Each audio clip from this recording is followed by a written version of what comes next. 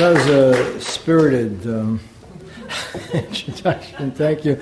You know, what you left out is I think I've done about 13 books, so let me defend book writing for a minute.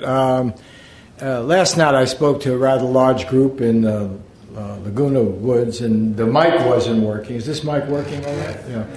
And I'm not going to make any ageist comments since I'm now of quite advanced age. But if the mic is not working and you're talking to 600 people in Leisure World, boy, you're in big trouble. And so you have to shout, you know, and even then people say, what do you say, what do you say? And, you know, and it occurred to me, you're then this demagogue, you know, and, you know, I am, by the way, a professor at the University of Southern California. I missed the president's appearance there today to come here. I consider myself something of a scholar. And anyway, so the good thing about writing books is if it seems a little too simplistic or glib or what have you, you can buy the bloody thing. And this thing is out in paperback. It won't break your, you know, it's a hamburger and a Coke, so it's not like a big deal. And let me just say something about how I got into this. I've written about a lot of different things. And I did work with for the Los Angeles Times for 29 years. And one of the really nice things that happened with this book is I actually, when I left, it was not under the most pleasant circumstances. The real reason was that I'd been attacked by Bill O'Reilly and Rush Limbaugh, and those people had the ability to send 5,000 emails in an hour. And the new owners of the Los Angeles Times, the Tribune Corporation, which has taken the paper, by the way, into bankruptcy, you know, had enough. But on Monday, I had a very, very nice review of my book in the Los Angeles Times, so I feel very good about it. And yeah. So let me just say how I got into this. Since this is a book thing, I think we could be a little bit more reflective, right? It's not a rally or something. So I actually came out to California on a bus from the Bronx, believe it or not, to go to graduate school at Berkeley. I'd gone to City College in New York. And I really didn't know much about the thing I was supposed to be a TA in, which was economics. I had studied engineering at City College in New York for most of my time, and then I stayed at a fifth year because I decided I didn't want to work as an engineer, and I took some other classes and was able to get a BA. And I was in the class that Colin Powell was in at City College, and it was a great time. If you read his autobiography, he's quite flattering about that whole era.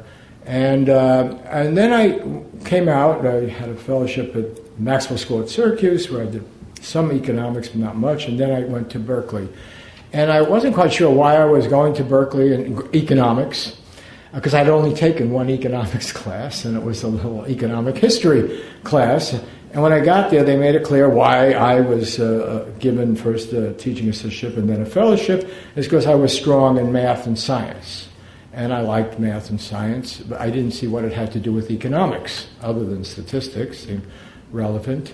But I was interested in economics because of the social setting, the historical setting, the political setting of the economy, and that's what I wanted to study. But I found myself on the wrong side of the divide that had developed in economics between the old institutional economists, people who did treat of the political economy, the sociology, and the history, and the new mathematical model builders and the econometricians and so forth. And that's why I was there. I was sort of in what I considered the enemy camp. Not that I don't like mathematics, I just didn't see where this model building really had very much to do with anything. Well, of course, the mathematical model builders won. People like that I studied under on the other side, Tibor Skatovsky, actually Andreas Papandreou, who went on to be the Prime Minister of Greece, was the department chairman at one point. I believe it's his son, who is currently the Prime Minister of Greece and having to deal with the Goldman Sachs meltdown. I mean, I know it is. I know him. And at any rate, I trace a lot of the problems we have with the economy now to that what happened to economics. That basically, I feel the profession was hijacked by Wall Street.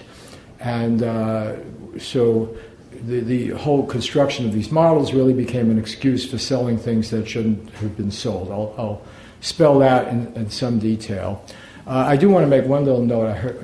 Hearing your upcoming program, I do edit truthdig.com, and actually my son runs it, my youngest son, but I have something to do with it. And one of the things I'm so proud of, it maybe one of the most important things I've done in my life, is that I actually have provided a home for Chris Hedges, who is one of your upcoming speakers. And Chris Hedges was forced out of the New York Times because he dared to question in a convocation speech the ethics of war making as it was being conducted.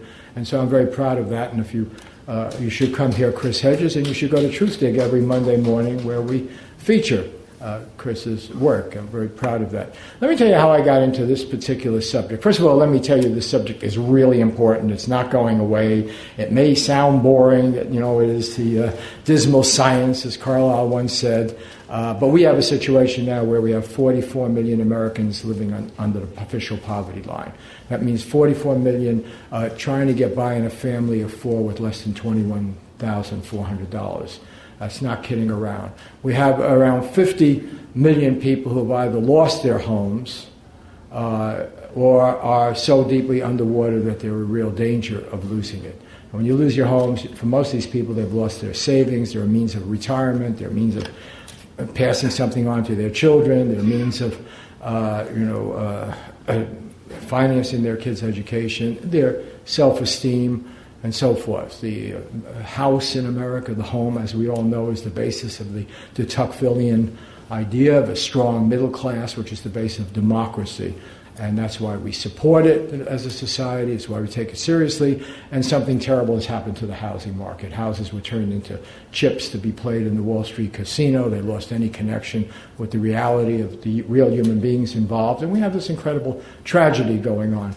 My wife wanted me to make very clear that I overstated the case when I was interviewed on the radio this morning. I don't have lots of brother-in-laws here who are having their houses taken from them.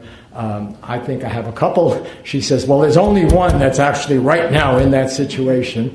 But as with so many people across this country, even if you own your house outright, or if you've made every payment, or you had a good mortgage and so forth, you're hurting. Because if it's a house foreclosed on your block or in your condo building or what have you, you're hurting. And if they board up the windows, as they do in places in Riverside and southern Florida that I visited, then the plumbing gets stolen and the electric pipes and the wiring gets stolen and so forth, you're going to be hurting whether you made the most sensible purchase and made every payment, and even if you own it outright. So we have a situation that is of enormous consequence. For the reasons that I would outline, it's not going to get better anytime soon. I think we're in for a good 10, 15 year a stagnation at best over this. And if you can't solve housing, you're not going to get consumption back, you're not going to get the jobs back, and so forth. So bear with me. It's really an important thing to consider, and to consider how we got into this mess. Now, I got interested in this subject quite a while ago. When I was working as a national correspondent for the Los Angeles Times, I had quite a bit of freedom. I had been hired to explore things that interested me, and I was very interested in the deregulation, triangulation that Clinton was bringing in. I had first encountered it when he was governor. I had interviewed him about his so-called welfare reform in Arkansas, which was basically a phony. It's not the subject of tonight's talk, but it was really cynical. I'll just give you one little anecdote. How much time do we have, by the way?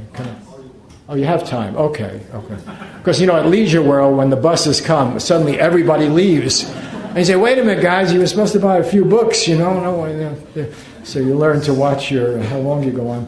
Anyway, I went down there to Arkansas, and I interviewed him for the LA Times when he was first running for president. And I went to a place. First, I interviewed Clinton, and Clinton, of course, is incredibly charming. To this day, if I see Clinton, in fact, if I see Obama on television, I smile like an idiot, and I nod in agreement, and I give him the benefit of the doubt, and so forth. So I'm a sucker. And I liked Clinton, and I interviewed him, and he's very smart and blah, blah, blah, and very folksy, and, came from ordinary, humble background and so forth. And so he told me all about Project Success and his great welfare reform and everything else. And so we did this interview. And in the interview, by the way, he said two things that were very clear, because I knew something about the whole subject. And he said, welfare reform to be meaningful has to involve spending more money rather than less. It can't be a budget balancer. Because you have to have 70% of the people on welfare were children, you have to have good child care, you have to have job training, and so forth. So this is not a way to balance a budget. And secondly, it has to be kept federal. So if it's not federal, you get a meanness derby in the states. That's what happened last week when Schwarzenegger in California cut on welfare. And his father-in-law, who has praised it, and I think was Sergeant Shriver, Marie Shriver's father, who launched the poverty program. And so here was a total betrayal, and he said, I had no choice, and Arizona's doing it, and probably Oregon and so forth, so we have to do it. And in fact, it was funny, when I was doing that, I went to Grants Pass, Oregon, and that was my first real introduction to white poverty in America, I might say. And the number of people there were in disguised forms of poverty and so forth, but I remember spending quite a bit of time talking to people who are then on the welfare system who didn't fit this stereotypical model of an urban black woman. But anyway, I was down here in Arkansas, and I said to Clinton after we did the interview, I said, this sounds okay, you got a whole explanation of this. Where is it working in your state? And I'm only telling you the story to tell you something about the cynicism of politicians, which underlies what follows. And he said, go to Forest City, which is the biggest town between Memphis and Little Rock. So I got permission from my paper to go hunker down there for a month. And it was nice, and there was a big Sanyo plant, and that's where Clinton told me they had this great thing. They took people off welfare, and they went to work, and it was wonderful, and so forth. And in those days, I used to drink. Now I'm a hopeless vegetarian who doesn't drink. I have no more vices left. But anyway, in those days, I was as decadent as they come, and I would sit at the Holiday Inn and have the fish fry and get drunk and with all the local guys and the sheriff and the people working at the plant and everything, and everybody liked me and I liked them. And I would ask all my questions. And it struck me that the Sanyo plant that he kept bragging about, he had gone to Japan to keep it alive. Wasn't much of a plant, you know. I think sometimes there'd be as few as 3 people in it, you know. Sometimes there were 10. And there'd be these boxes moving down a conveyor belt, and things would come up and put something in the box, and they wrap it up, and it'd go.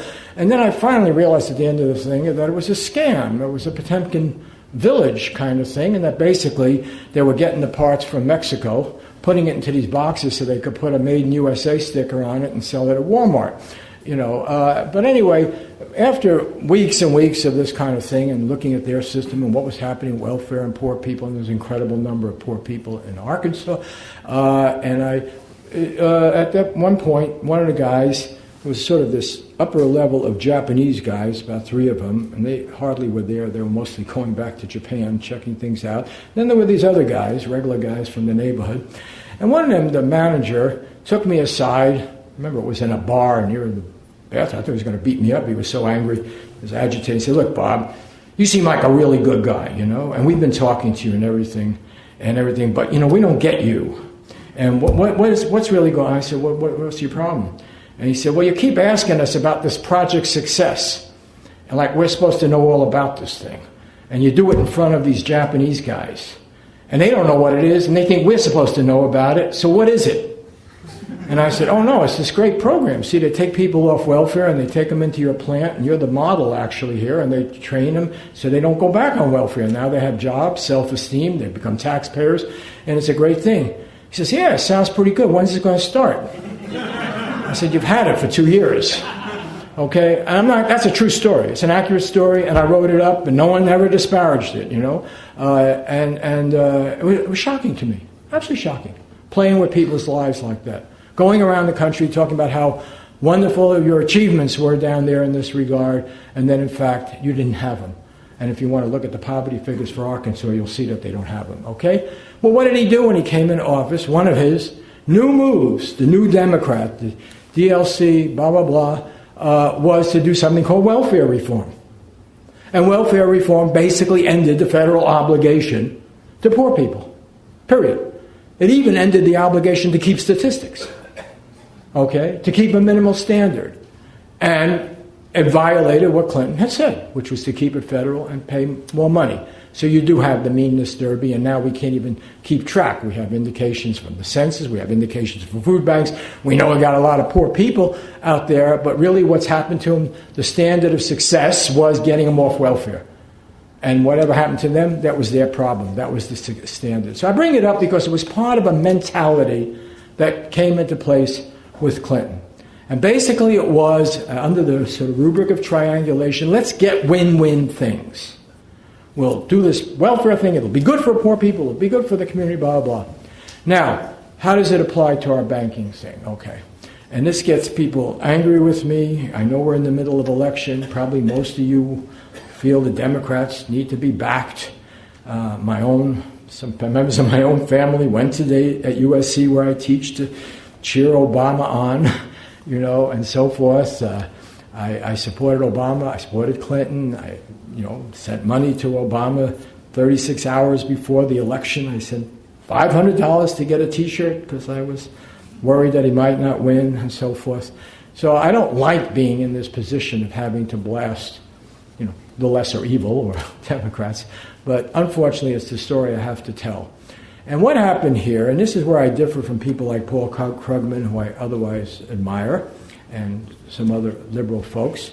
Although I will say, let me read something from the back of my book. I was very shocked that the guy in the House that I most respect on these issues, Henry Waxman.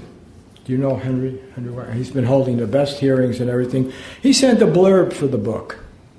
And I'm not going to read the flattering thing he said about me, but he says, Robert Scheer has used his skills to show that the deregulation philosophy from Reagan to Clinton and both Bushes led to the near collapse of our financial institutions and the Great Recession from which we are still suffering.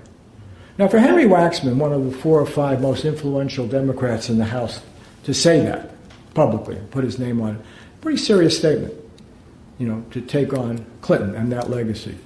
And I take it as validation. I was very happy that I wasn't happy that Clinton sold out like he did, but I was happy that someone like Henry Waxman could see that.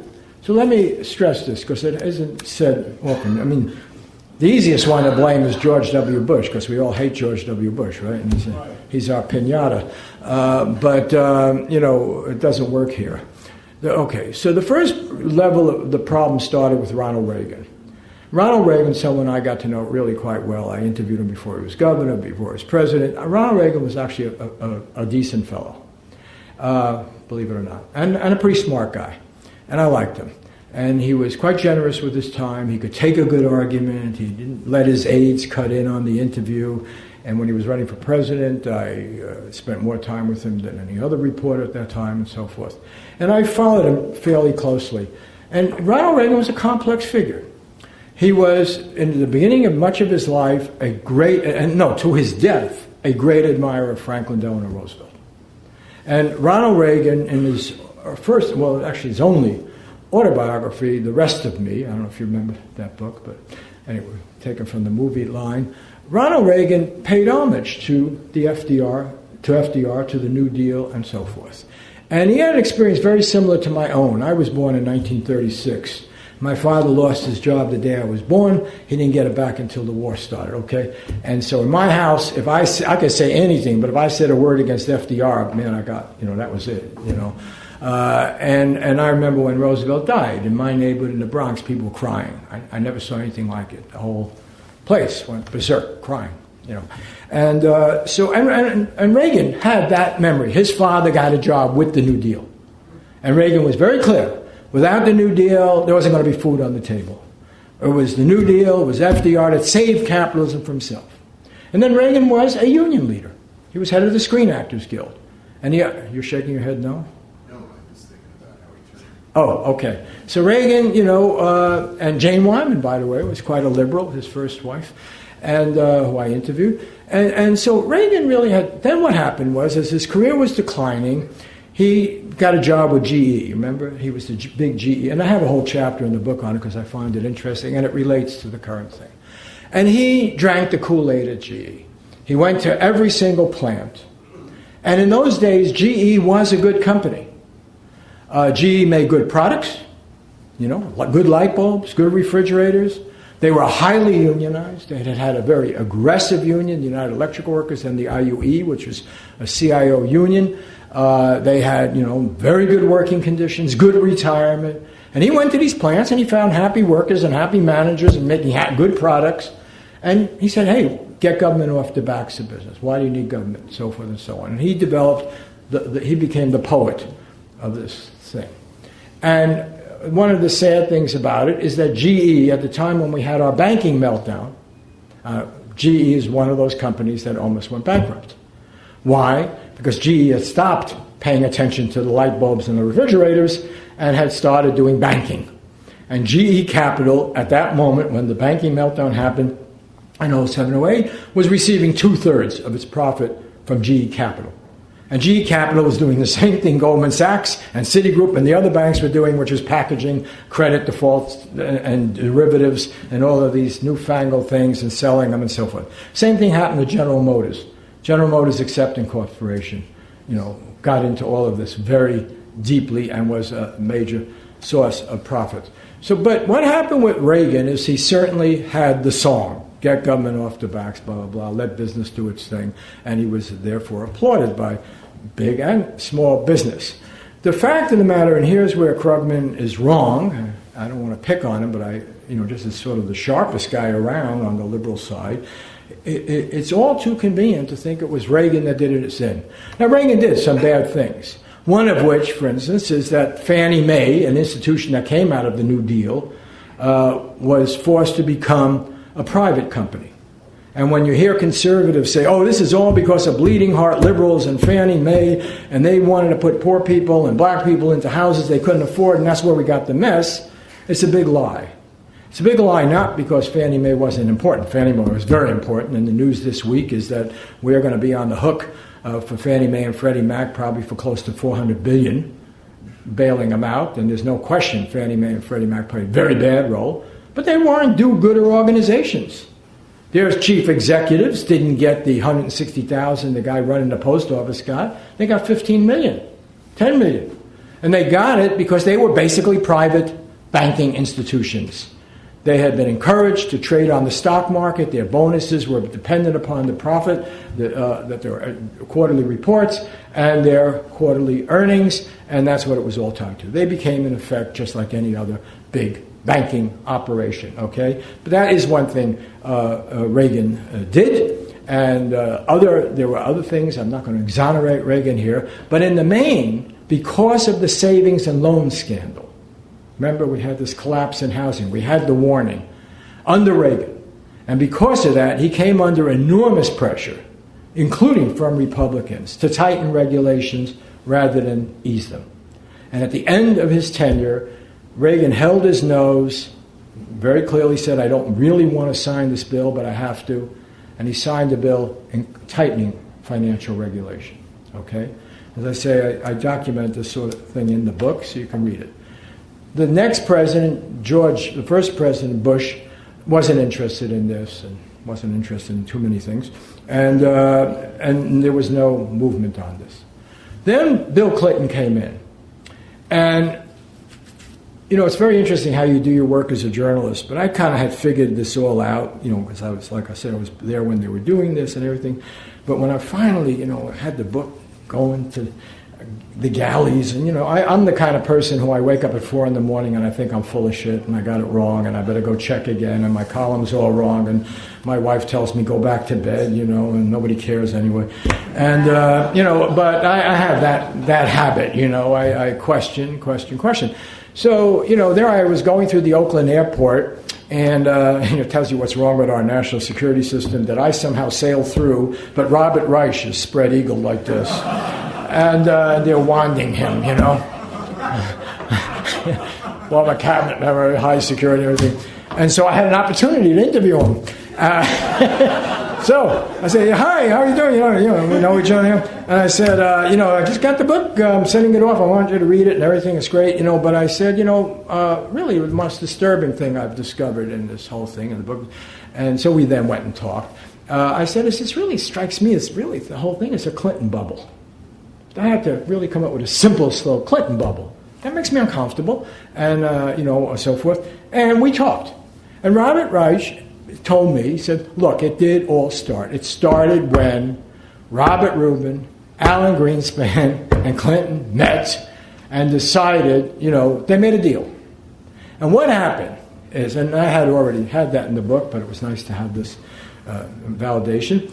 And what happened was, when Clinton came in, he, being this incredible politician, and it takes a lot to survive in Arkansas and reach out and be all things to all people, he gets to New York and he says, why did these guys on Wall Street not support us? Why doesn't their money come to us? They like the same restaurants we eat at. They're with us on the social issues, right? They're for choice. They've gone to the same schools we've gone to. They've all gone to Harvard and Yale, law school and business school. Our children, their children all go to the same private elite schools. What's going on? And he brought them in. He brought in Robert Rubin, who was the top Democratic fundraiser at Goldman Sachs, big honcho, and others. And he brought Greenspan in to talk and others. And they said, and I can give you the whole list, it's in the book, the heads of the big banks and so forth, different conversations. And they said, you've got to get rid of the onerous restrictions left over from the New Deal. We can't compete in the world. You're hobbling us. Now, this had been their line ever since Roosevelt put in those restrictions, okay? And they hadn't been successful in changing them, and in fact, the economy had done quite well. We had a financial system that was actually the envy of the world. And for 6 decades, it had worked out splendidly. But suddenly they had in Clinton a champion to implement the Reagan revolution that Reagan himself had failed to implement. And a deal was cut. Greenspan would provide easy money. Clinton would not be savage the way Jimmy Carter was. People like Rubin, who became Secretary of Treasury, right, said Wall Street will back the Democrats, and this is the kind of triangulation that Clinton loved. So the first thing that happened, which brought the media in line, was something called the Telecommunications Act. Telecommunications Act allowed the synergy, the merger, you can have a TV station, newspaper in the same market, you could do blah, blah, blah, blah, blah. This is why the LA Times is in bankruptcy. The paper itself still makes money, but it was such an attractive target with TV stations and all that when the Tribune Company bought it and then, all the stuff they do, at the end of the day, they're in bankruptcy and Sam Zell is gone out of the picture. So that was the Telecommunications Act, but you have to understand the people who own the main big media outlets. GE, by the way, I just mentioned, was owned NBC. They drank the Kool-Aid. They wanted this deregulation. That was what the 90s were all about. Free business. So they were cheerleaders, okay? And so what happened was that there was this push to get rid of what you've obviously heard of. The first piece, big piece, was Glass-Steagall. And that was the basic bit of wisdom that came out of Roosevelt's attempt to prevent another depression, which is don't allow investment banks and commercial banks to commingle.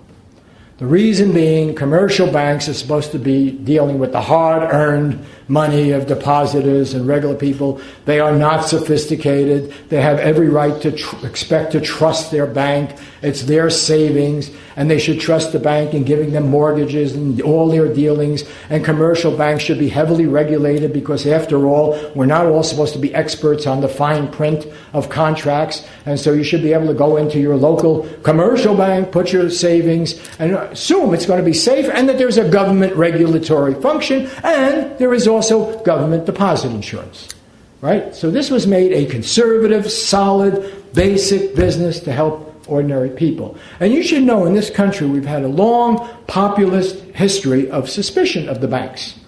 I was just in Iowa for 4 days last week, and when the Iowa Constitution was drawn up back in the middle of the 19th century, they were going to ban banks.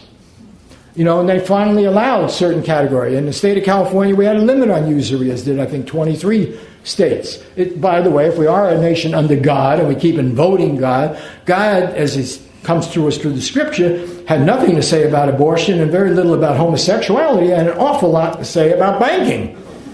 A lot on usury and proper interest and throwing the money changes out of the temple and so forth. I mean, there's a lot on that. And that infused a certain kind of populism in this country, an agrarian, democratic populism, and that's why North Dakota, still has a nationalized bank and so forth. Okay, so the idea of Glass-Steagall is to look at the Depression and say what happened was you commingle two activities. Investment banks should deal, and hedge funds, which we don't regulate at all, should deal with the money of rich people who know what they're doing, know the risks, and if it goes belly up, that's their problem.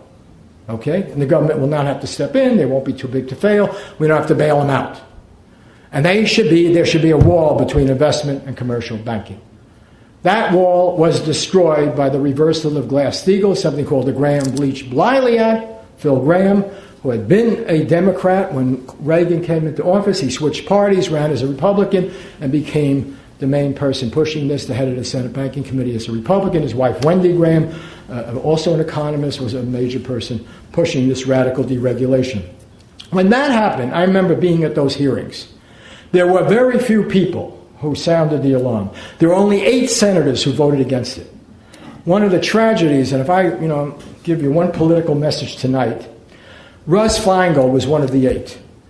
What irony that Russ Feingold is in trouble in Wisconsin because he's being blamed for the failure of the Obama administration to deal forthrightly with this problem, and he's the guy who voted against the bailout, and he's the guy who back then in the 90s, along with Drogan and others, only 8 altogether, said if you do this, you're going to have another meltdown.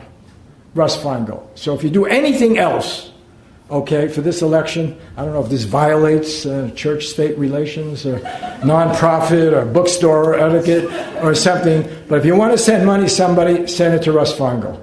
Another person you might want to send it to is Dennis Kucinich, who is in trouble because the right wing has targeted him. Again, another person who has been a principled populist on these issues from day one. He's in trouble. So I keep that in mind. But anyway, when this was happening, the Republicans couldn't pull it off. And now, I'm not trying to absolve the Republicans of responsibility. They were to a person for this stuff, okay? But they couldn't pull it off.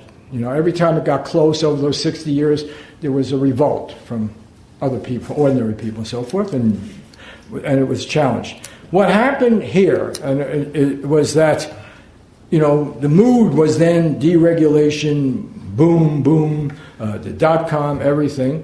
Things are going rosy. And Clinton weighed in favor of it.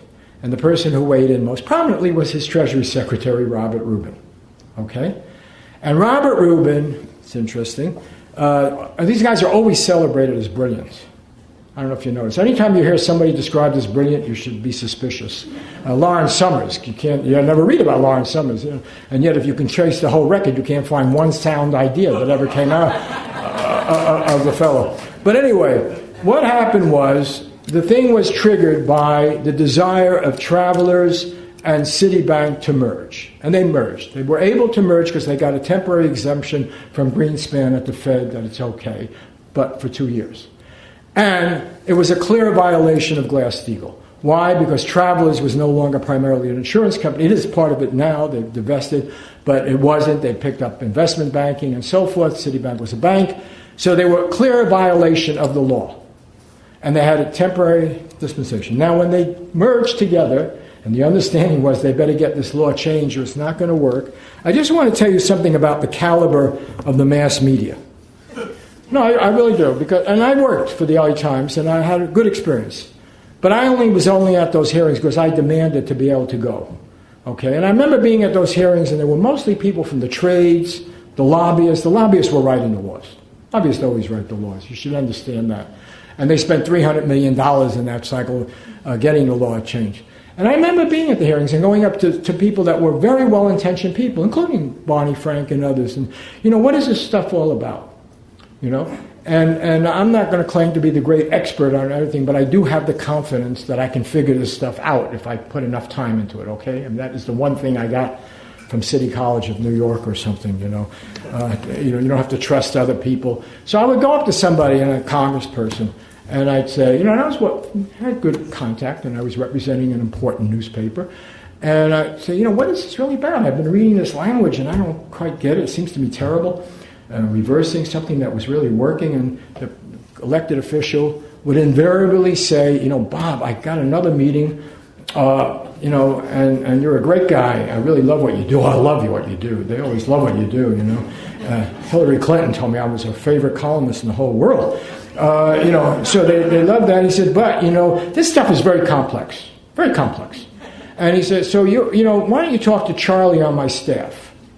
So you go talk to Charlie, and Charlie says, this stuff is really complex, Bob, and everything, but it's good. It's good. It's neat, it's new, it's modernizing. In fact, the Graham-Leach-Bliley Act came to be called the Financial Services Modernization Act. It's modern. It can't be bad.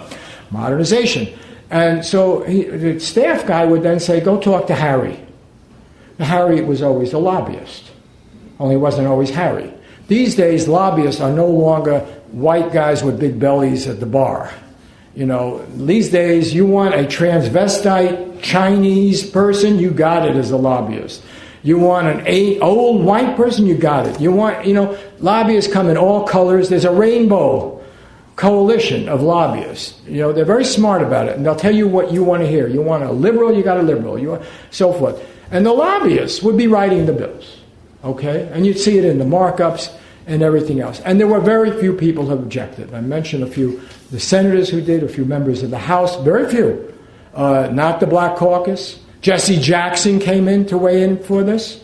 I criticized him in my book, and he's somebody I had long admired, but he came in to convince the Black Caucus and others that this was necessary. I go through the whole history of the passage of these regulations in the book. And what happened was the mass media cheered it on. And the exceptions will surprise you. One of the individuals that I thought was a real ally in challenging this, because I was by then writing columns criticizing it, was William Safire at the New York Times. And he had been Nixon's speechwriter, but Safire smelled a rat. He said, this is going to threaten privacy. You're commingling all these databases and everything, and it's too big to fail, and he called it. Ed Markey, a congressman from Massachusetts, he called it. I mean, there were people who could see. One of them I celebrate in my book was Brooksley Born. You've heard of Brooksley Born by now, okay? Brooksley Born, the first woman editor of the Stanford Law Review, a woman who was an incredible corporate lawyer, knew more about this stuff than anyone, Brooksley Born, had worked for one of the big Washington law firms, had represented banks, understood all these newfangled financial devices, where the banking industry. She was a friend of Hillary Clinton. She had worked with Hillary in the Bar Association on women's issues. So when Clinton came in, Brooksley Born was somebody being considered for Attorney General, but Janet Reno got the job. The compromise was to make Brooksley Born head of a small agency called the Commodity Futures Trading Commission. Brooksley Born got in there. She understood this stuff. She said, hey, wait a minute. There's a nightmare happening. This thing is spiraling out of control. I'll go into that. She became the enemy within the administration. Okay? And anybody who objected became. So I just want to tell you, because we like to think somewhere between NPR and the New York Times we get the truth, right? And adults are watching the store. So I just want to read from the New York Times editorial when the merger of Citicorp and Travelers took place, okay? And it's referring to John Reed of Citicorp and Sandy Weil, who had a big announcement of their merger, and now was temporarily sanctioned by the Fed, and the law would have to change. This is the New York Times editorial from April 8th, 1998. And think of too big to fail when you hear this editorial. They have announced a $70 billion merger, $70 billion merger, the biggest in history, that would create the largest financial services company in the world. Now, mind you, this editorial is not warning this is a bad thing. It's celebrating it as a good thing. That would create the largest financial services company in the world, worth more than $140 billion. If regulators approve the merger, Citigroup, as the company will be called, will serve about 100 million customers in 100 countries. In one stroke, they will have temporarily demolished the increasingly unnecessary walls built during the Depression to separate commercial banks from investment banks and insurance companies. That's the New York Times. That's a handout from the lobbyists. Think of that. I mean, parse that language. The increasingly unnecessary walls built during the Depression to separate commercial banks from investment. Citigroup became a ward of the state. We had to give them $45 billion directly. We had to underwrite $300 billion of their toxic assets. Taxpayers own Some of it, we got defrauded. It was changed from preferred to common. I'll go into that if you want. But it's been an absolute disaster. It's still trading at around $4 or less a share. And by the way, the guy who put this deal together and got the law changed, Robert Rubin, where did he go? Citigroup. I mean, think about it. If I go down the street and somebody gives me a free beer, because I work, I have a show on NPR, I wasn't mentioned, I mean, KCRW, I still write for newspapers, my columns, so I have to demand to pay. I cannot accept a free beer, okay? When I worked at the LA Times, it would be a firing offense, conflict of interest, all right? Even if my friend from 50 years owned the restaurant, I need a receipt that I paid. Robert Rubin can go from Goldman Sachs into the government, get the law changed, the basic law, and then go work for the company that benefited from changing the law. It was only allowed to exist because the law got changed. And he gets $15 million a year, and he's there for 9 years while they collect all these all-day subprime things, put them in these funny packages, and sell them and destroy people's lives. And he's still considered bright and brilliant and liberal because he gives money to the Harlem Dance crew, you know. He can talk a good game. You know, there's the book by him and Jacob Weisberg, who's the editor of Slate, doesn't even mention this stuff. Doesn't even feel the need to discuss it. You could probably buy it in the store. Be my guest. Now, just want to make one other thing, and I'm picking on the New York Times because they are the best paper in the country, okay? The best big paper, no question. In their news reporting on this merger, and this was typical of the media, broadcast and print, okay? This is in the front page news story on the creation of Citigroup, the too big to fail. In a single day, quote, in a single day, with a single bold merger, pending legislation in Congress to sweep away Depression-era restrictions on the financial services industry has been given a sudden and unexpected new chance of passage. It's morning in America. I put those in. Just a week ago, the measure, the 11th attempt in 2 decades to update, get that language, not to gut, to update the nation's banking laws was written off as dead. But the announcement on Monday of a giant merger of Citigroup and Travelers Group, Citicorp and Travelers Group, not only altered the financial landscape of banking, it also changed the political landscape in Washington.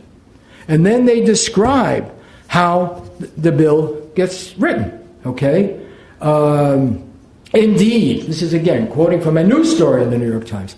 Indeed, within 24 hours of the deal's announcement, lobbyists for insurers, banks, and Wall Street firms were huddling with Congressional Banking Committee staff members to fine-tune a measure that would update the 1933 Glass-Steagall Act separating commercial banks from Wall Street insurance to make it more politically acceptable to more members of Congress. That's it, okay? Now, that's not the worst of it. The worst of it is a bill that passed a year later. Again, it had the word modernization. It's called the Commodity Futures Modernization Act. Its origin is the same. It came out of Phil Gramm and the Republicans that have been yelling for this stuff for a while, and endorsed and signed into law by Bill Clinton, and when he was already a lame duck president, and it's in the last weeks of his tenure, okay? And he signs this, and he champions it, again, modernization. And the Commodity Futures Modernization Act, and I have the text in the book, but if you don't want to buy the book, you can Google it. Titles 3 and 4 are very clear. Brooks Lee Bourne had been warning about all of these collateralized debt obligations and credit default swaps and all these things that Warren Buffett a few years later in 2002 would say were financial weapons of mass destruction. These are the things the Fed now holds over $2 trillion worth, taking it off the books of the banks. This is the stuff that the banks still have. That's why Bank of America is in big trouble right now. And anytime the housing market looks like it might get a little bit better, maybe you notice it doesn't get better because they unload this stuff. We don't have a shot. Okay, so this Commodity Futures Modernization Act, which was passed, let's say, in the last months of Clinton's presidency, in Titles 3 and 4, in the clearest language, usually it's not so clear, but in the clearest language, because anybody to misunderstand it, says none of these new financial vehicles, None of them. The credit default swaps, the collateralized debt obligations, which are not traded on regulated markets, none of these things will be subject to any regulation by any existing regulatory agency. Sorry to be pounding the table, but I'm agitated here. Any regulatory agency or any law, any existing law. And Brooksley Born had been threatening, she couldn't pass a law, but she had a position paper, a concept release. And this terrible threatening thing that she did, this woman, to issue a concept release saying, hey, we got a problem. We have to worry about it. And she was part of the president's working group, so she could tell it to Greenspan, she could tell it to Rubin, she could tell it to Lawrence Summers, who by then had taken over from Rubin, and he was now the Secretary of Treasury, and Rubin was cheering from the sideline, and said, okay, we got a problem here. To shut her up and to provide legal certainty, they passed this bill. This bill contained what is known as the Enron loophole. Okay? The Enron loophole gave Enron the same power it gave to Goldman Sachs and everybody else. It made Enron possible. Enron was a kind of smaller, little energy trading operation. It's when they got into the newfangled stuff, the new financial gimmicks based on all this, that Enron became a victim of its own greed. You've seen the movie, The Smartest Guys in the World. You know the Ken Lay story. And we like to blame Ken Lay on Bush because he was head of his finance committee and yah. Fact is, it was in this Commodity Futures Modernization Act, the Enron loophole. And Rubin, when Enron was going down the tubes, and again, I have it in a chapter in my book, calls his former buddies, this is how they work, Democrats and Republicans, calls his former buddies over the Treasury Department, we can't let Enron go down the tubes, we've got to help him out, got to put pressure on the credit agencies, and so forth, not telling anybody that his Citigroup, that he's now a big shot at, happens to be on the hook to Enron, and will be hurt if they go belly up, okay? So let me just read. Now, Lawrence Summers, and you sense anger in my voice. I really expected Barack Obama to be a different kind of president. And Robert Rubin, in January of 2008, when the stuff was collapsing, Robert Rubin gave a speech at Cooper Union in which he said, we don't have a problem. It happened that there were reporters there. He didn't know it, I don't think. But he said, we don't have a crisis. We have a normal, slight, tremoring, and which will be corrected. 3 months later, at that same Cooper Union, Barack Obama, who was then listening to Stiglitz, he was listening to Paul Volcker, he was listening to sensible people, gave a speech which I repeat in toto in my book, because it's that good. Okay? He laid it out. He said what I have said tonight. He talked about the radical deregulation. He talked about the license to just go wild and so forth. He had it. He had it cold. I don't know if he'd internalized it. I don't know if it was written for him. But he had it cold. I was really excited. And then as he moved ahead of Hillary and he was getting it, he turned to the very same people that had caused this problem to solve it. And when Lawrence Summers was advising Obama during the campaign, then, at that point, he earned is a strange word, for bribes, he got $8 million while he's advising the candidate. $4 million from D.E. Scheer, a big hedge fund, and $4 million in speaking fees. He got $135,000 from Goldman Sachs for a 30-minute speech. Is that not a bribe? If Powell's gave me $1,000 for this, I would consider it a bribe, They probably want me to say something great about independent bookstores or something, Really? You get $135,000, what is it, because you're so good looking? And you look at the list, every one of those banks, Citigroup, 2 $65,000 checks to Summers while he is advising the people's candidate. Okay? Now, the people's candidate did something that very few of us paid attention to. He decided, and we looked the other way. He said, I'm not going to run on public financing. You remember that? Right? And most of us said, oh, well, he's got his reasons, and, he's breaking the glass ceiling and blah, blah, Well, at the end of the day, he ended up getting more money from the financial community than from any other sector. The financial community, by the way, we talk about it like there's a few banks, was responsible, accounted for, or garnered 2/3 of the profit made in this country during those years. That means everything else everyone else is doing, the profit they make here at Powell's, the profit a doctor makes, the profit the people assembling cars make, all of that comes to 1/3. That's how big they are. These are people who consider 15 million a year just a step on the right chart. I mean, Rubin defends what he did at Citigroup as an interesting learning opportunity in his book. They think if you don't get to the billion, you're a loser, okay? It's a whole different world. And the consequence was that class inequality in America has gotten really crazy. This poverty figure that I mentioned before, 44 million people living in poverty in this country, the highest level as a percentage of our population since '94. We didn't make any progress. But the economic gains made in what I call the Clinton bubble and on through George W. Bush were gains made basically for the top 1-2%, and then somewhat for the 10%, not for the rest. Now I want to, I guess, start wrapping this up. How long have I been gone? Too long? Yeah. 2 days? No, is it about an hour now? 50 minutes? Where are we? 50 minutes. So let me try to tighten up so we'll have questions.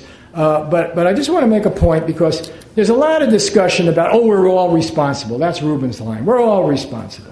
We all did it, you know. There's a they. There's a they. I'm here to tell you, there's a they. And my evidence for that, which the whole book is about, but I begin the book with a very interesting conversation. It's a conversation I got from Henry Paulson's memoir. And they're in the White House. Henry Paulson was the head of Goldman Sachs, just like Rubin was. Now he's Secretary Treasury. The whole thing is collapsing. And George W. Bush says to asks Henry Paulson, it's a plaintive, you can just imagine George Bush.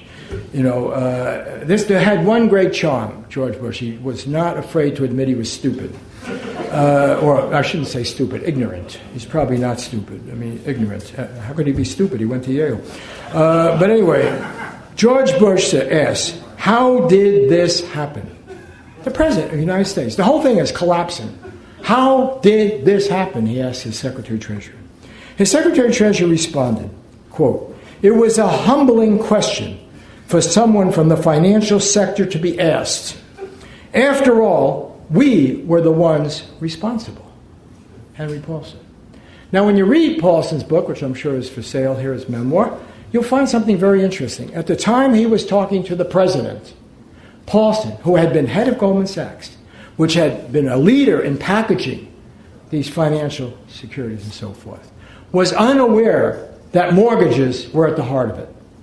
He says that in his memoir. And when you look at the testimony of the leading CEOs, they didn't know. The guys from AIG, we didn't know what the London office was doing. The heads of all the banks, we didn't know. Why? Too good to check. The money was pouring in. You don't question it. Now, when they passed the Commodity Futures Modernization Act, I just want to read one other thing. I think you're supposed to be able to read at a book thing anyway, so let me read. Okay, here was Lawrence Summers. And what was the essential justification for this? What I said before, that they know what they're doing, but he applied it to these crazy things. Now, we know they're crazy. Everybody knows they're crazy. Even Bill Clinton one day in April at ABC said, yeah, I got very bad advice, you know, from Summers and Rubin on these commodity, gimmicks, these swaps and these collateralized debt obligations and so forth. And then he backed off. His press guy about 4 hours later said, no, he didn't really mean that. But everybody in the country, I think knows this thing was crazy. It destroyed the basic American dream. I mean, you go back to de Tocqueville, it's all about houses, right? And so what did we do? Okay, just to give the short little thing for people who still aren't fully aware of what happened. We believe in the home, right? We believe people being able to home. We believe in there being stakeholders. We think it's really critical to democracy, the beginning of, the development of a strong middle class and so forth and so on. Towards that end, we give an interest deduction. We do all sorts of things to help people stay in their homes, what have you. This system had operated fantastically for centuries. Okay? It was rooted in the common law and so forth. You wanted to buy a house, you went to a bank that regulated. The mafia couldn't do it. They would be considered loan sharking. Okay, you went. And the person in the bank, and when I bought my first house, it was Mr. Pillsbury, right there in Berkeley. And I had sold a book and blah, blah, blah, had a little money, wanted to buy a house. And Mr. Pillsbury, with his little pencil mustache, was the manager of the bank. He looked at me, and I'm sure others here have had that experience. And he said, Bob, what do you make? And I got to look at your record. I got to look at your W-2. I got to look at all these things, tax returns. And then we got to check you out, what job do you have? And then we got to send an appraiser that works for us, not for somebody else, that we trust, and we send him out to your house and the neighborhood, and we check it all out. We check the comps and you know all that, right? Check all that, okay? It was a clear business. And then when you got the mortgage, it was put down at the county courthouse and was registered. Who's carrying the mortgage, right? It's there, record, paper trail, so forth. All of that got shattered. Suddenly, you go into the bank. You didn't even have to go in the bank. You were walking by and somebody said, would you like a cappuccino? Right? You want a Diet Coke? We got it right here, come on in, And you go in there and they say, have you thought of refinancing? Have you thought of buying a house? Have you thought of, getting equity, flipping, blah, blah, blah, And suddenly they wanted to get you to sign even if you were drunk on the street. It didn't matter. Why? Because Mr. Pillsbury was expecting to hold that house for 30 years, or his bank would. And if you went belly up, it better have the value. So you had to put 20% down. And you had to, have the ability to pay it. And the value had to be there because he would be stuck with it. But because of these collateralized debt obligations, because of the securitization of debt, primarily these mortgages, but it was also credit cards and commercial building and everything else, and that one is about to explode. What happened was this historic link was destroyed. And he wasn't going to hold the house for 30 years. He was going to hold it for 30 days. They were going to put it into a package, and it was going to be sliced and diced into these tranches and sold all over the place and resold. And then a phony insurance policy was going to be placed on it, this credit default swap, by a apparently strong insurance company, AIG and others, that unfortunately were not required to and did not put up any money to back it. So when the thing hit the fan, there was no money behind it. It wasn't really insurance. Okay? And what happened is they didn't register it down at the county courthouse. That's one of the reasons that the Bank of America and J.P. Morgan had to declare a temporary moratorium recently, because we don't know who owns the houses. 65 million of the houses are registered in Western Virginia under the MIRRS system, right? The Mortgage Electronic Registration System. Okay? And people show up in the bankruptcy court and say, oh, MIRRS. Well, what is MIRRS? The homeowner says, I didn't have a loan from MIRRS. I had a loan from, Countrywide or Wells Fargo or something. What are you? Well, we're owned by Bank of America and Fannie Mae and Freddie Mac and blah, blah, but we're MERS. And the record is no longer, if it's back at the county courthouse, it's by accident. Why did they have to do that? Because they had to sever the real thing. Somebody once said about advertising, never confuse the thing being sold with the thing itself. Okay? What happened with housing is we no longer were selling houses. They became chips. And you're putting them in these packages. They're not people's dreams, their fantasies, their hopes, or shelter.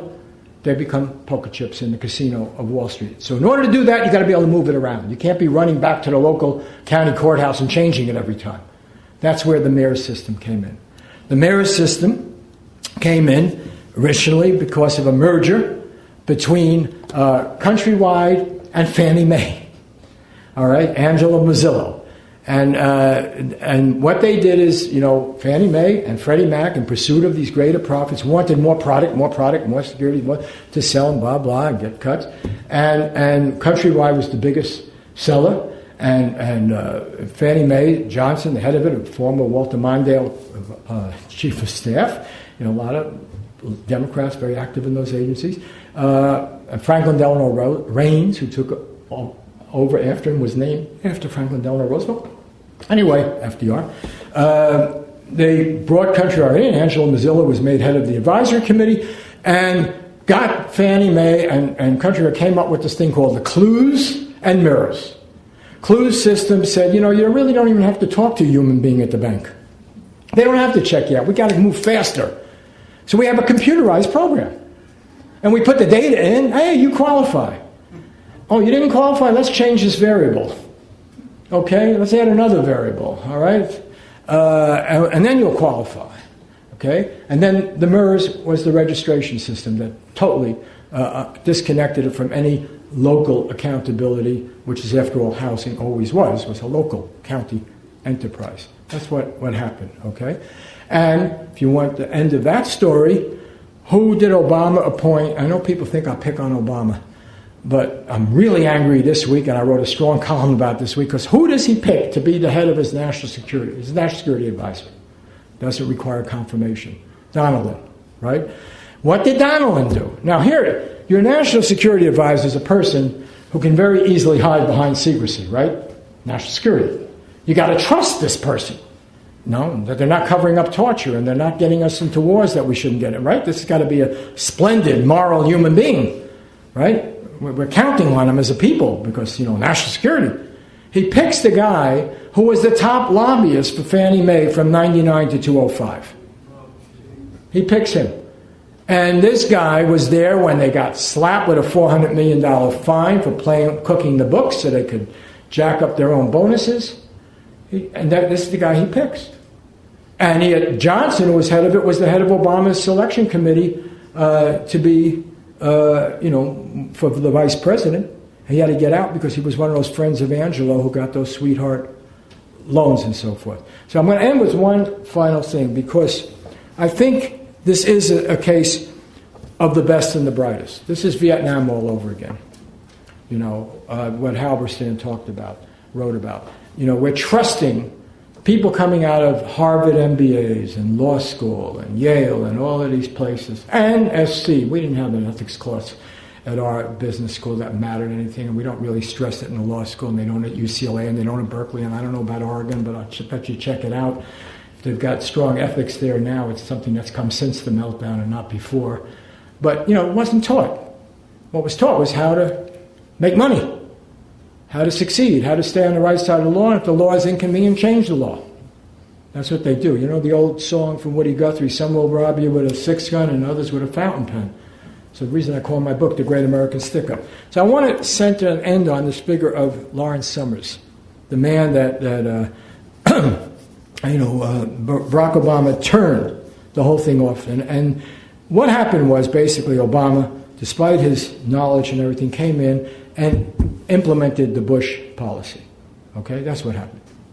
All right, and he said we can't spook the markets. We'll have another Great Depression. We got this big problem, so we have to throw money. This was Paulson and Bush done. Throw money at the banks. And by the way, for those of you who think, well, the banks are paying it back and everything, this is a garbage. What's happening is they're paying it back so they're not under any regulation. Okay, but they're not paying back between 7 and 13 trillion, and you can have a lot of argument of how much this has cost us, okay? But it's cost a lot, and that includes what the Fed has had to do in buying all this paper and keeping interest. It's the interest-free money that has been given to the banks to make them whole, and instead we have a liquidity trap. They haven't turned it over to homeowners. They haven't turned it over to investment. Paul Volcker 2 weeks ago gave a speech at the Chicago Fed talking about this liquidity trap and singling out these people coming from the business schools and everything of having created this nightmare. So they got the money and they used it for acquisitions and so forth. They haven't done anything to keep people in their homes. And so you can argue about whether there should have been a bailout. Okay? You can argue about that. You can't argue about if we want to bail them out, we got to get something in return. And that's where Bush and Obama failed. And the guy who was critical, there were two people, Timothy Geithner, our Treasury Secretary, and Lawrence Summers, okay? And now, Geithner was the head. Think about this. Why did Obama pick Geithner? He was the head of the Fed in New York that was there doing the deal with Bush and Paulson to save AIG. The $180 billion. It was done in Geithner's office on a Sunday afternoon into the evening. And what was it for? It was to use AIG as a shell to send money to Goldman Sachs and the others, which they're not paying back, by the way. That's off limits. Okay, so I just want to talk about the wisdom of Lawrence Summers, and I'll end on this. And it's interesting because to this day, he's going back to Harvard. This is something I plan to raise when I speak at Harvard on Wednesday. I get around too, not the same circles that he does, but I am talking at the Kennedy Center, and I do plan to read this very quote that I'm going to read now. So, when Brooksley Born was sounding the alarm and protecting the public, just like Elizabeth Warren has been doing, we have good people. We have good people. We have people who've sounded the alarm. They're just not listened to, and they don't have the money of the lobbyists behind them. So when Brooksley Born was doing this, and she was head of the CFTC, the Commodity Futures Trading Commission, she became the enemy. And Summers and Rubin and Greenspan, they went out to destroy her, and she was forced out, And so he's testifying. This is very typical of his testimony.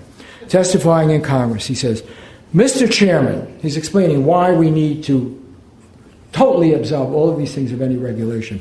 Mr. Chairman, the American over-the-counter derivatives market is second to none. In a few short years, it has assumed a major role in our own economy and become a magnet for derivatives business from around the world. The dramatic development of this market has occurred on the basis of complex and fragile legal and legislative understandings. Understandings which the Commodity Futures Trading Commission, that's what Brooksley Bourne did, her concept release saying there might be a problem here, put into question. And then he's explaining why you should not have regulation. He says, first, the parties to these kinds of contracts are largely sophisticated financial institutions. Think about that. Paulson did not know mortgages were in these things, okay? The head of AIG did not know what his London bureau. First, the parties to these kind of contracts are largely sophisticated financial institutions that would appear to be eminently capable of protecting themselves from fraud and counterparty insolvencies, and most of which are already subject to basic safety and soundness regulation under existing banking and security laws. Now, of course, the law he put into place exempted them from any existing banking and security laws. Second, given the nature of the underlying assets involved, namely supplies of financial exchange and other financial instruments, there would seem to be little scope for market manipulation of the kind seen in traditional agricultural commodities. Now, of course, we should have the stability of pork bellies and corn, and we wouldn't have a problem. We have taken houses and made them the most unstable. I end on that because I want to tell people, this can be boring, I know. Carlyle called it the dismal science. These things are made deliberately opaque and complex. That's what happens, So you won't question them. You'll buy them. You'll go along with it.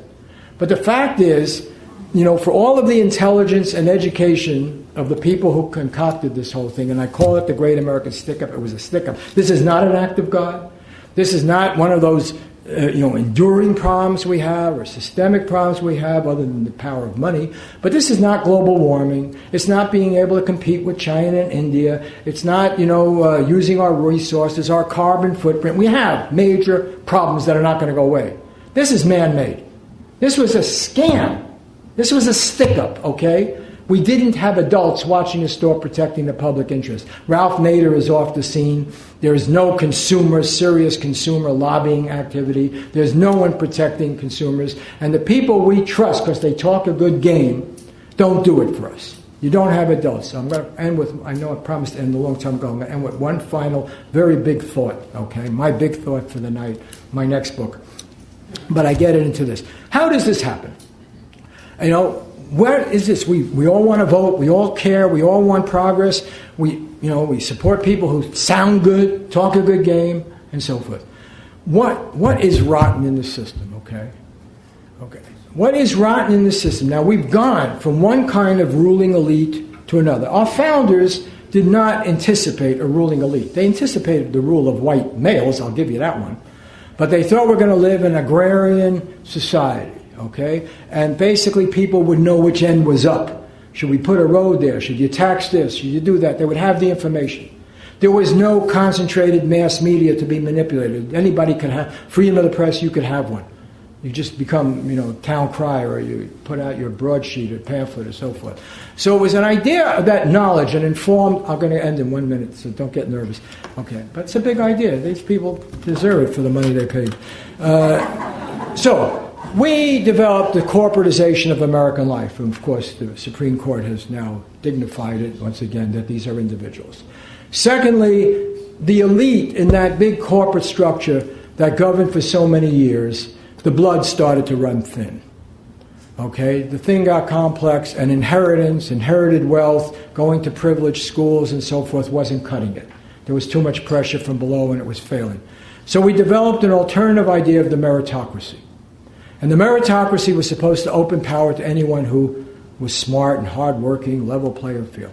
But in fact, what the meritocracy has come down to be is an amoral phenomena in which we select people from poor boy from Arkansas like Bill Clinton, and we reward them by their ability to give the correct answers on questions that are comfortable to the people of power, and to develop skills that are comfortable and needed by the people who have power.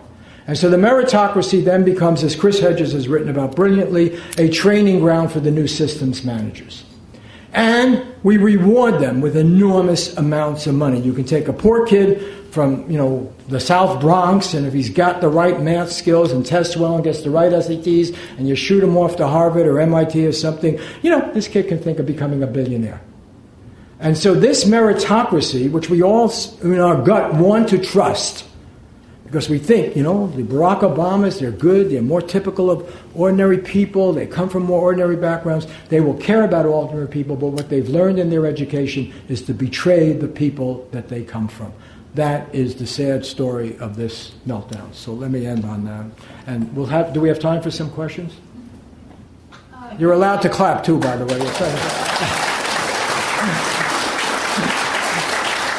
You've been listening to journalist, columnist, and author Robert Scheer talking about his latest book, The Great American Stickup: How Reagan Republicans and Clinton Democrats Enriched Wall Street While Mugging Main Street.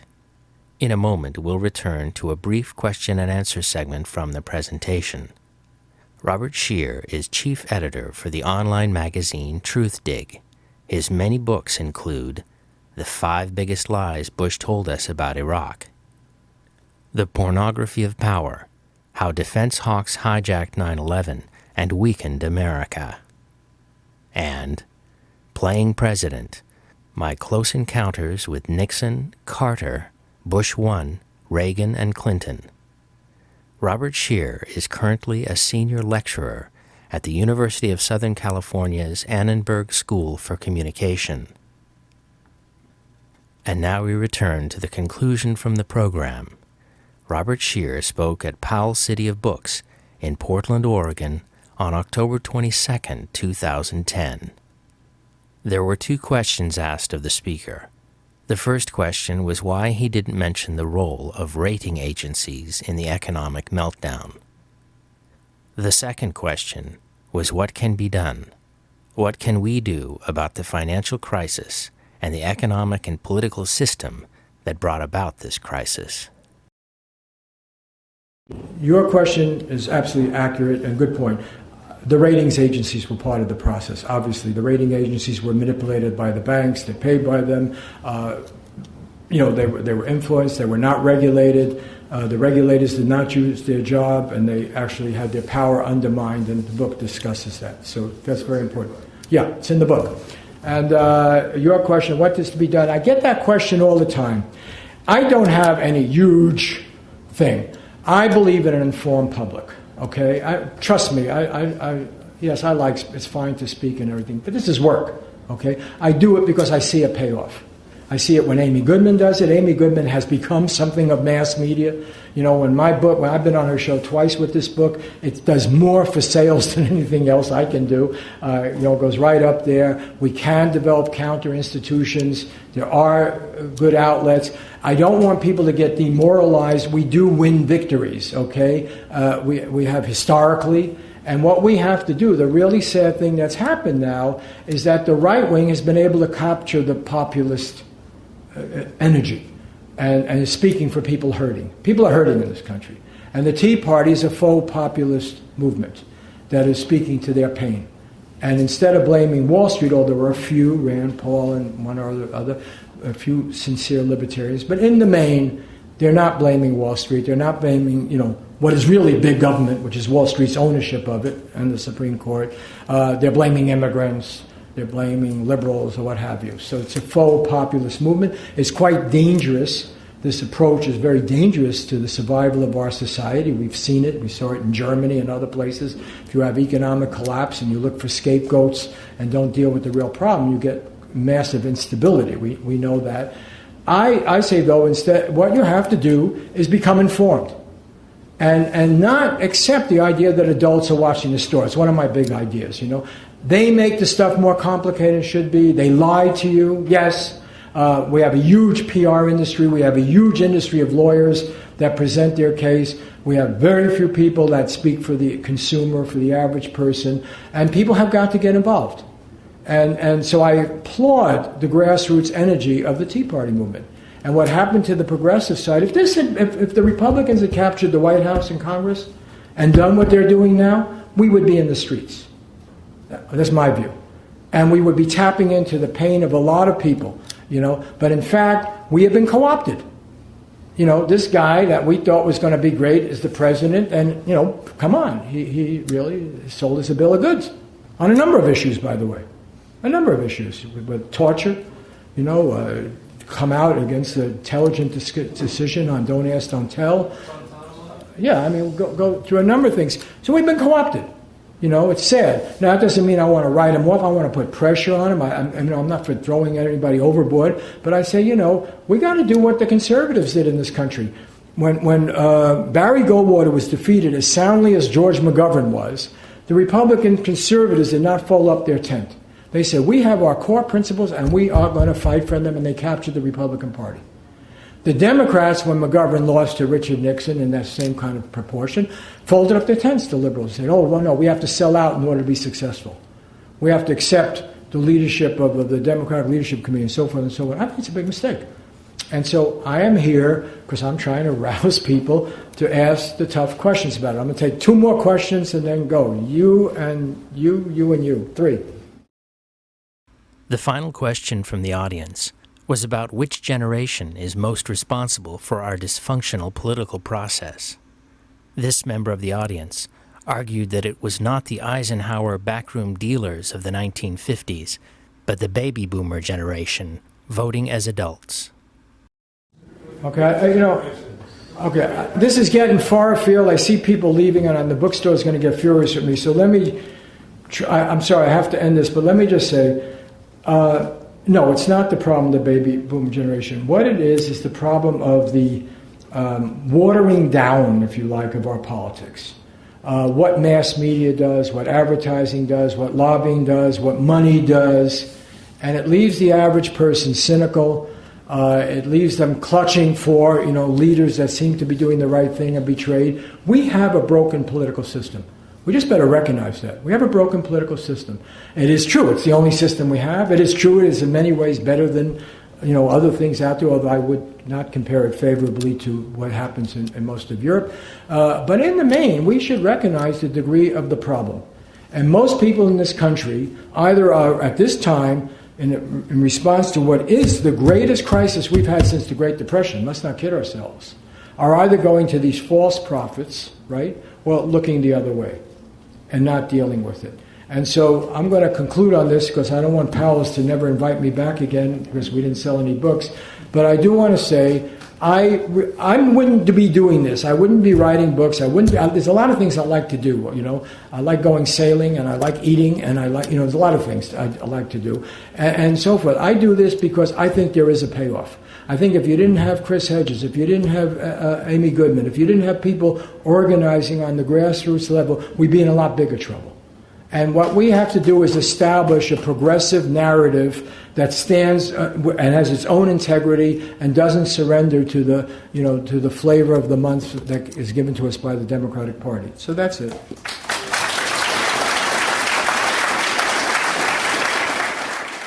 You've been listening to journalist, columnist, and author Robert Scheer talking about his latest book, The Great American Stickup: How Reagan Republicans and Clinton Democrats Enriched Wall Street while Mugging Main Street.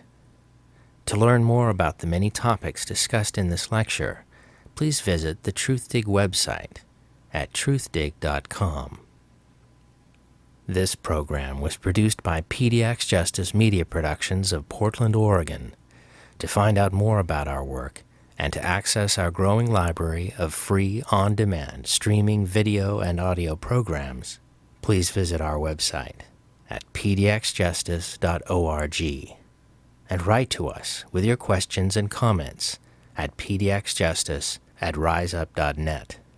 We'd love to hear from you. Thanks for tuning in.